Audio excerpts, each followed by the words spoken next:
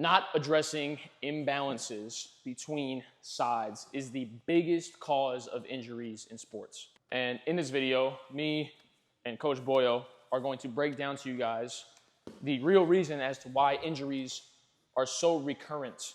What does that even mean? Not addressing imbalances is the biggest cause of injury. I'm talking about non-contact injuries where you're literally just landing and then your knee buckles and you tear your ACL. I'm talking about twisting and turning and throwing, and then you feel a tweak in your low back and you have pain, and then you reside with injury. I'm even talking about contact injuries. Let's just say me and Boyle played football. If I hit him, boom, and he absorbed that impact and couldn't handle it in his hip or his glutes or even maybe his knee, and I hit him this way, because of the angle in which he was in, the imbalances play the biggest role. Now, what are the imbalances? What does that even mean? The way that we train in the gym is, let's just say we're going over a split squat. You hit the left leg back, I'll hit the right leg back. Okay. So split squat, right? If we're going down, we're trying to gain length in the back leg, trying to get the most knee over toe on the front leg. His left leg is back, my right leg is back. We are training unilaterally. My right knee is up now and his left knee is up now. We are training the quad unilaterally. Single leg movements. Let's just say I was throwing against the wall. Let's just do like throw balance against the wall. Yeah. Right? So throwing against the wall. Most athletes, if they're a thrower, let's just say they're a quarterback or they're a pitcher, they barely work their weak side compared to their strong side. And this creates an imbalance. If we just break down what throwing even looks like right now. So Boyo's throwing a baseball or a football or whatever he's throwing. Throw, pause here. Okay. He's got some tension in the hip, right? He's got some tension in this back glute. More of his weight is shifted onto his back leg. This leg is kind of hanging out here, not much weight on it. There's muscle contraction going on in his whole right side of the chain. As he's going forward, right, he's getting more rotator cuff strength on his right compared to his left. His left is just kind of hanging out right here. Right now he's gaining more strength on the outside of his hip right here. His back leg is using way much more power from the toe all the way up to the glutes to throw the ball. Now throw the ball, boom. When he finishes, what is he doing? He's actually literally training the entire fascia chain all the way down. But what's the problem? This is a one-way movement. He's not training it both ways with balance. So the purpose of this video is not necessarily for us to go over strength training in the gym. This is for you watching as an athlete. If you're dealing with any injuries or potentially feeling like you have way more of a stronger side and you feel like your weak side is literally like asleep, you can't even wake it up, what's something that they can focus on is just changing a few things. Let's just say you're a thrower. What can we work on? Throw balance. What is throw balance, Boyle? Throw balance is throwing on the opposite side. So you see Mooch right here. He's throwing the ball from his right to his left. Mooch was a quarterback, so he mainly threw on his right side all the time.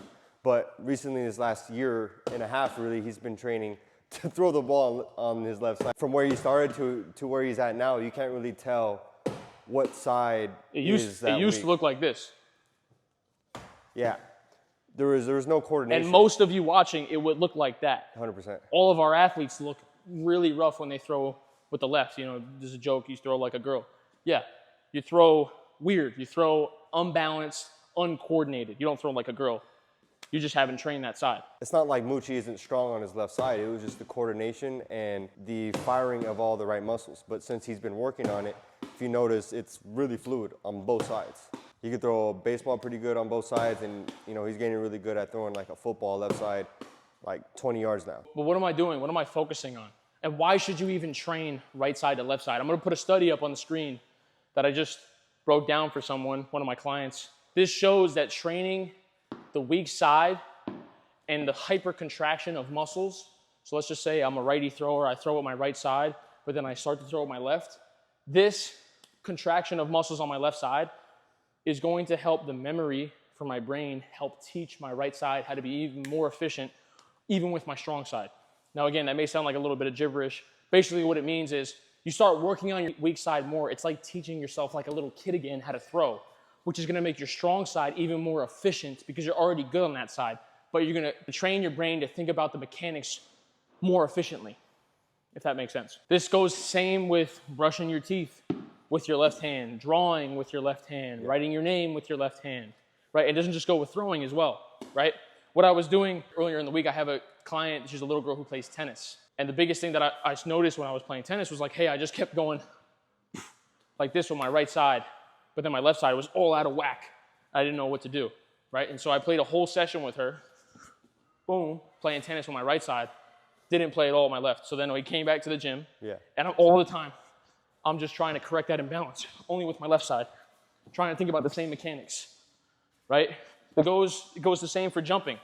Picture a basketball player. What would a basketball player do? Like, let's just say if he's doing layups. Normally they go on the right side and they jump off one leg and it's up this way. And typically they just have one side they do it on. But if they're going to the left side of the lane, they should be able to come with this left side and jump off the right. And so that unilateral balance should look the same on both sides. A good example of someone who works this at a high level is Kyrie Irving. Like his left layup and his right layup look the same. And that's why he's one of the best players in the league. Kobe Bryant, his left layup and his right layup look the same. It's not a secret, but it's not talked about often. Coaches need to talk about, hey, like, if you're gonna get these dribbles on your left, right, you should also get the same amount of jumps on your left. You should also get the same amount of crossovers on your left. You should also run the same amount of routes on your left. Or vice versa. If you're a lefty, you should run the same amount of routes on your right. We train the Harvard fencing team. Yep. That's nice. As a fencer, you're in this position.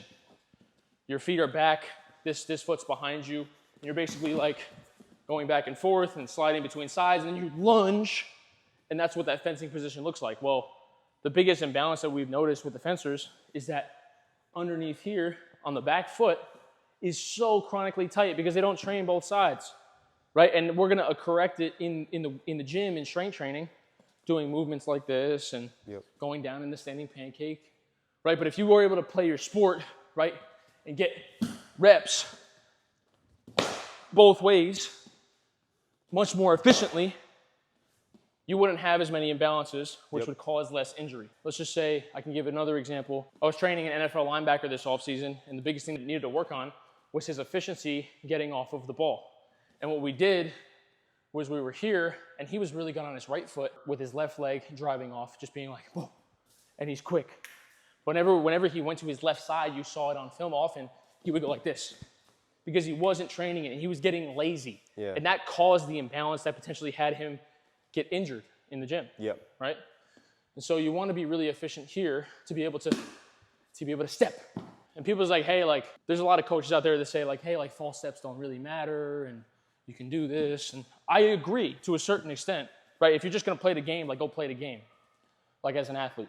But again, this video is like literally for athletes. If you watch my page for like the low back pain, this is just for an athlete. Like, I'm talking to you as a coach.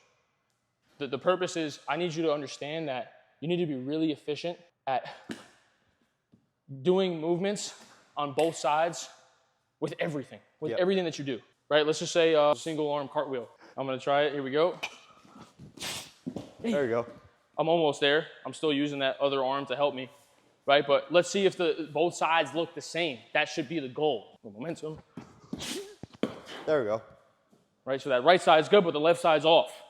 And so this is just showing you guys examples of what it looks like when you see imbalances happen in the gym. There shouldn't be a coincidence as to why you got injured and it was non-contact.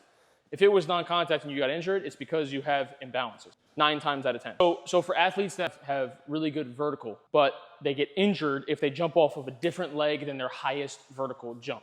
Well, there's 4 jumps to work on. There's left-right, there's right-left, there's off the left, and there's off the right. So how would you train that? Well, we have these 2 movements that we do with our client. Lean, 1, 2. Kind of like we're jumping like a dunk. And then the other one, lean, 1, 2. And that's right, left. That jump should look the same on both sides. If we were able to flip-flop them, the form should look the same, your body mechanics should look the same. And if they don't, well, number one, you gotta get more balanced in the gym with certain movements that we work on, but also just keep working it, keep repping it. You gotta train your mind to be able to train the muscles that have been asleep because you're relying on your strong side only. Off the left foot. 1, 2. Lean. 1, 2, boom. That's just a few examples, and I wanted to break this down in a video just to put some awareness around training balance in the gym. Being a more functional athlete, you see Boyle is focusing on juggling here. This is connecting his right side of his brain with the left side of his brain, right? And it's the smallest form of balanced training. He's trying to connect his weaknesses, right? Boyle is a righty. On his left side, it's obviously a little bit harder than his right side, right? So he needs to focus a little bit more on his left side compared to his right side because he's mastered his right side. That's his strong side. And where did you start, Boyle? Just right here. Barely being able and to just being able to catch it on his left side. And how asleep was it? Just like not even. Yeah, just my brain didn't even want to connect. You didn't even want to connect it. And if you try this as you're watching this video, maybe you go outside for once and stop scrolling and be able to just feel it out and understand what we're talking about. Just feeling out your left hand react, or your right hand, maybe you're a lefty, feeling your right hand react, and you're like, oh wow, there's a difference. Let's fix that. That's gonna help you long-term with injuries. If you take nothing from my content and you just understand this concept of train both sides, you're going to improve as an athlete and you're gonna have more injury prevention, I guarantee you. This is my experience. I've been training for the past 2-3 years, completely pain-free, completely injury-free, like actually getting out onto the field, like competing with guys, being very athletic, throwing my body around and feeling freedom. Boyle's done the same, right? He's had no injuries over the past year. It's amazing to see. But it's about balance. And I want to put more awareness to that. So I hope this video helps. We're kind of just rambling here, but if you have any ideas in the comments in terms of stuff that you want us to break down for you as an athlete, leave them below. And as always, stay locked in.